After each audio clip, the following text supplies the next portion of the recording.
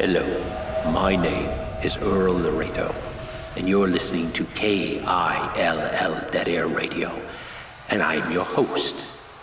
Tonight we're going to listen to some people whose minds are open. Now, let's hear our first guest. What's on your almost perfect mind? Yeah, Earl, listen, I've been thinking, about stuff. And, it's that time of season, holiday time, and there's not a lot of money, and everything kind of is dreary and drab, and the world kind of sucks. But, I've been thinking a lot about existence, if you will. And existence has been something of a bit of a labyrinth for me most of my life.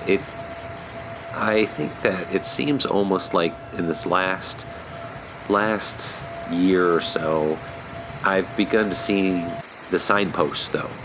The posts that show a little bit of glimmer here, a little bit of glimmer there, and I've begun to dive deep into the subconscious, which is where that labyrinth is stored, and where that Taurus is, or that Minotaur is, buried deep in that labyrinth. And I've begun to see the pathways. I see the synchronicities in the stonework. I understand now that by diving deep into this labyrinth and not trying to escape it, but just trying to figure it out, understand its framework,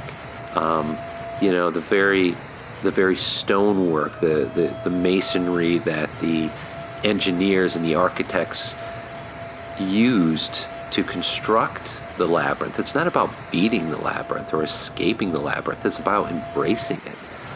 Because that's what life is, right? I mean, it's a series of adventures, a series of obstacles, a series of challenges that, if you see the synchronicities and you embrace it, then life isn't scary and it's not fearful. And, maybe other people can listen to this and hear it and maybe think, maybe I can do the same thing. Maybe I can embrace the mechanics of it. Maybe I can embrace my subconscious and start to rework it in there. Start deep diving through, meditation or other breath work or any other states of altered consciousness.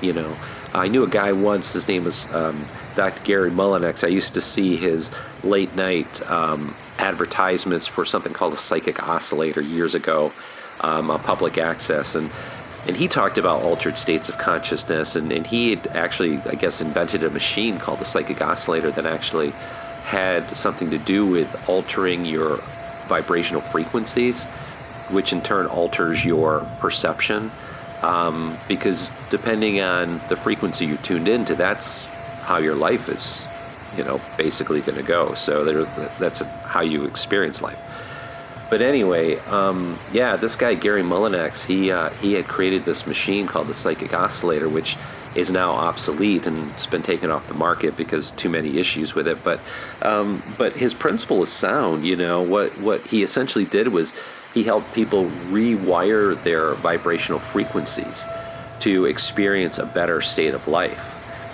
But what you can do in your own life, at least what I've experienced, is you can start meditating, start deep diving into the subconscious mind, and start changing that subconscious paradigm, which is something that's been created since our parents conceived us. If you think back, your parents were both operating at specific frequencies when they conceived you. Those frequencies overlapped. They essentially became you as your DNA. And then once you were born, you had all this environmental conditioning, which impacted you and your subconscious mind. And then, your conscious mind with its 5 senses just absorbed everything up to the age of about 7 or 8. And that was just auto-programming. And so you've got, depending on your age, you've got however long you've been on the planet. I'm 49. I've got 49 years of supplanted subconscious programming that I didn't even know was operating. Because you figure the subconscious is 90% of the mind's operations, and the conscious mind, which is the receiver of everything, or the one that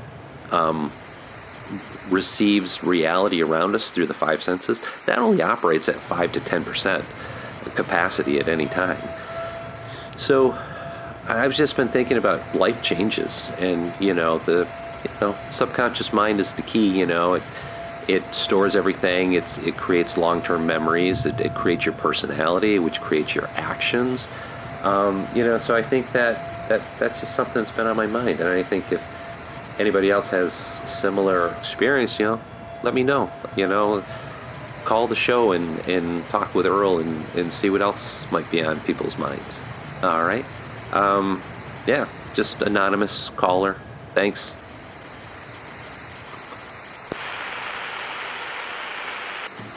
Well, that was deep. Very deep. Deeper than most of our callers. He really opened his mind, that one. Well, I think that's quite enough for this session. Now, for those of you listening that might want to tell us what's on your almost perfect mind, leave a comment down below in the comments section. Or shoot us an email at bonsai74@gmail.com, and we'll arrange a recording session. Thank you, and have a wonderful, wonderful night. And remember, keep an open mind.